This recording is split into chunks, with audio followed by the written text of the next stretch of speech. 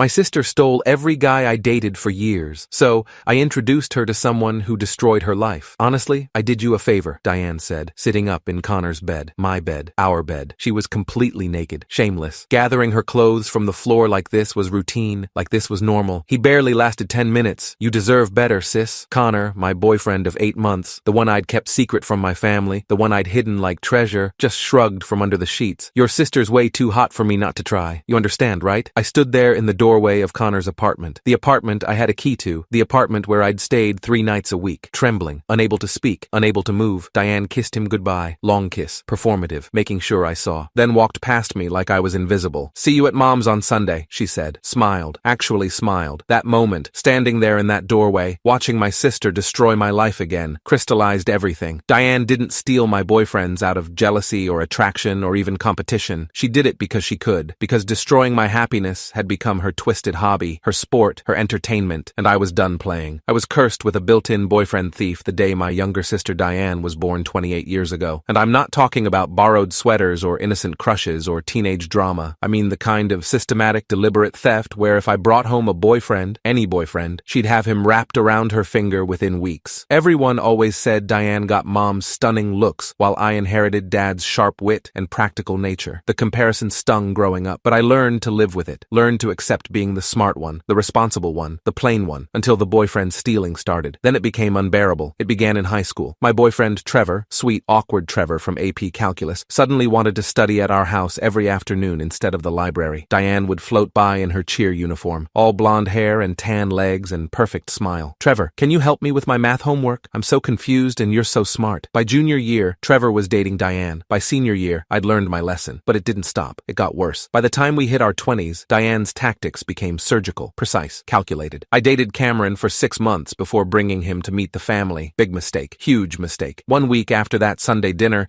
Diane had a crisis at 2 a.m. Needed his shoulder to cry on. Some dramatic ex-boyfriend situation. Some fake emergency. They slept together that same night. Cameron confessed 3 days later. I'm so sorry. It just happened. She was vulnerable. I was there. It didn't mean anything, but it meant everything to me. Then came Marcus from my marketing agency. Same playbook. Family dinner. Fake emergency 2 weeks later. Midnight comfort session. When I discovered their texts, when I saw the screenshots accidentally forwarded to me, she smiled sweetly. I'm just making sure they're worthy of you, Laurel, she said, voice dripping with fake concern. Marcus failed the test. You should thank me. Then came Derek, the one who nearly broke me completely. We'd been together for 2 years, talking seriously about marriage, ring shopping, planning our future. I thought he was different, thought he was immune, thought he actually loved me. Diane got drunk at his birthday party, the party I'd planned, the party I'd paid for, and kissed him right in front of everyone, right in front of me, right in front of 50 guests. When he chose her over me, when he actually chose her, she posted on Facebook, sometimes you can't help who you fall for. Sorry, not sorry. Mom cornered me at Thanksgiving that year, actually cornered me in the kitchen. You need to stop parading these men in front of Diane, she hissed. She can't control herself when there's a good-looking man around. Why do you keep setting her up to fail? Why are you so thoughtless, setting her up to fail? Like I was the problem, like I was sabotaging my own relationships to hurt my sister. 3 months later,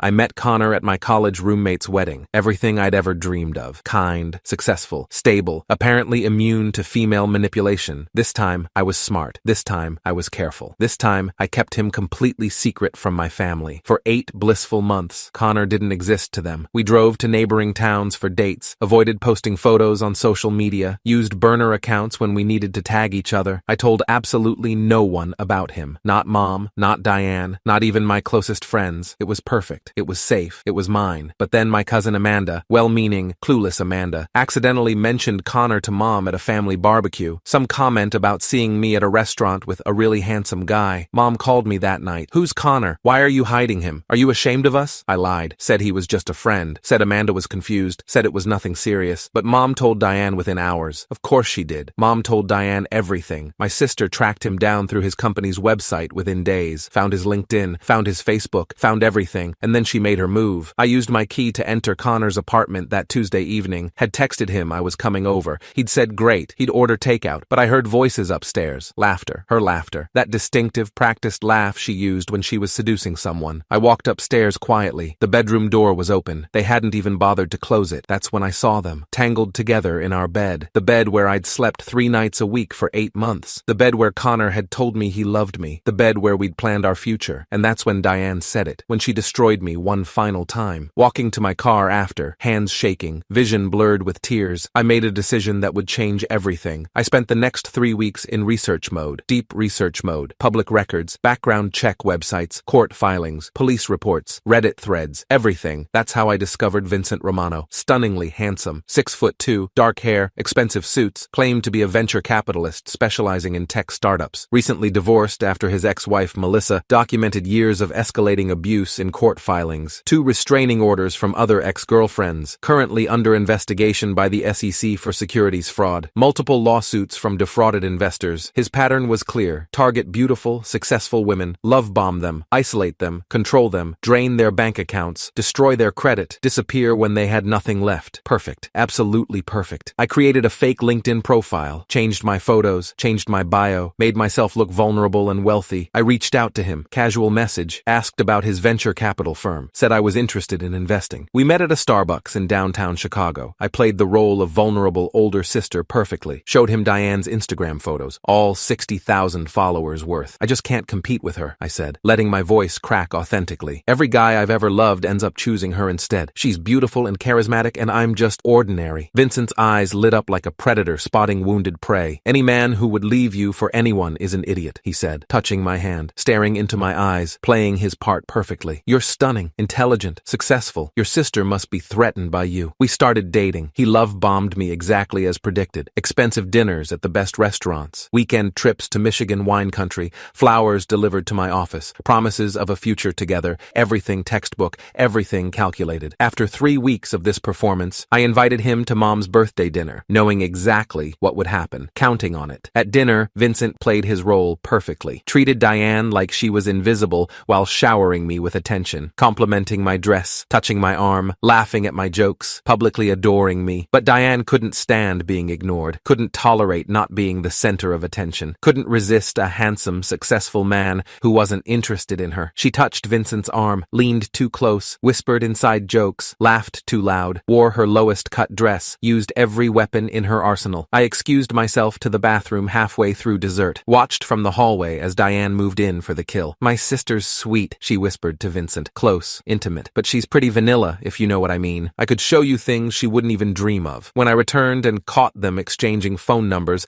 I threw my wine in Vincent's face, burst into tears, ran out sobbing. Oscar-worthy performance, Diane called that night, voice dripping with fake sympathy. Vincent totally came on to me, Laurel, like super aggressive. But honestly, you're way better off without him. He seemed unstable. Thanks, I said flatly. Thanks for saving me again. Within 2 days, she was posting Instagram stories from his luxury downtown condo. Within a week, she'd fallen in love, posted about her amazing new boyfriend. Within a month, she'd moved in completely and given him access to her bank accounts. I watched it all unfold. Every post, every story, every update. Satisfaction mixed with something darker, something that felt like justice. The first crack appeared 6 weeks later. A lawyer representing Vincent's ex-wife, Melissa, contacted Diane. Vincent had hidden significant assets during his divorce. Assets Diane was now helping him conceal. She could be held liable as an accomplice to fraud. Diane called me panicking. I didn't answer. Next came the revelation that Vincent's venture capital firm was actually a sophisticated Ponzi scheme. Diane had invested her entire savings, $30,000, thinking she'd double her money within a year. When the SEC shut down his operation, her money vanished overnight. Gone. Irretrievable. When Diane tried to leave after discovering more lies, when she tried to pack her things and escape, Vincent showed his true colors, grabbed her wrist hard enough to leave bruises, locked her in the bedroom while he raged, threatened her, controlled her. When she finally escaped 3 days later, she discovered he'd emptied all her accounts, used her personal information to apply for credit cards in her name, $80,000 in debt she never knew existed. The final blow came when FBI agents broke down Vincent's door at dawn, found Diane's signature on dozens of fraudulent investment documents, making her an unwitting accomplice to securities fraud and money laundering. My phone rang at 6:47 a.m., Diane's name flashing. I let it go to voicemail. Her message was barely coherent through sobs. Laurel, please, I'm in county jail. They're saying I might go to prison. Vincent used me. He set me up. Please, I'm begging you. I need help. I need a lawyer. Please. I listened to it 3 times, then deleted it. Diane pleaded guilty to lesser charges in exchange for testifying against Vincent. Faced a choice: 2 years in federal prison or 8 months with full cooperation. She chose cooperation, served 8 months, emerged with a felony record, destroyed credit, no savings, and nothing left. Mom called me hysterical after the sentencing. You have to help your sister. This is destroying her. She made mistakes mistakes, but she's family. She made her own choices, I replied calmly. Just like she did with Trevor, Cameron, Marcus, Derek, and Connor. Long silence, heavy silence. Then Mom whispered, "You knew, didn't you? You knew what he was." I didn't answer, just hung up, blocked her number. Because the truth was too complicated for a simple yes or no.